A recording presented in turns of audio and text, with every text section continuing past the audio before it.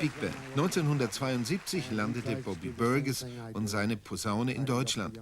Nach einer respektablen Bigband-Vergangenheit in den Vereinigten Staaten fand er bei Erwin Lehn ein ideales Wirkungsfeld. Seine Bigband Explosion ist für Bobby Burgess nun die Erfüllung eines langjährigen Wunschtraums. Er konnte 17 junge, spielfreudige Musiker für den Klang begeistern, den er liebt. Jazz mit sattem, starkem Sound.